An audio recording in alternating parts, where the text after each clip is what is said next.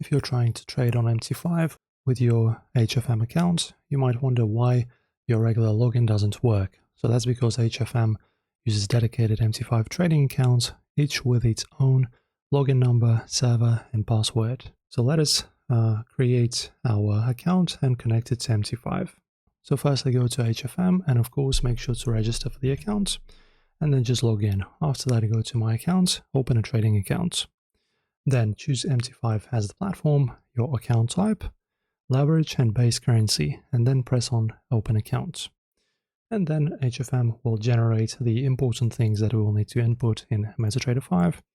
So these are your MT5 login number, your server name, and also it will send or let you set an MT5 password.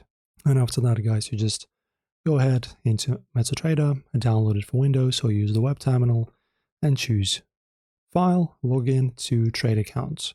Then enter the MT5 login number from HFM, enter your MT5 password, and select the correct HFM server.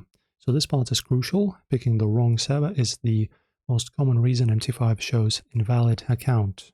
And after that, just at the bottom right corner of MT5, look for green and red bars that shows connected. If there's a gray bars, no connection or wrong server or password. And also invalid account, wrong credentials.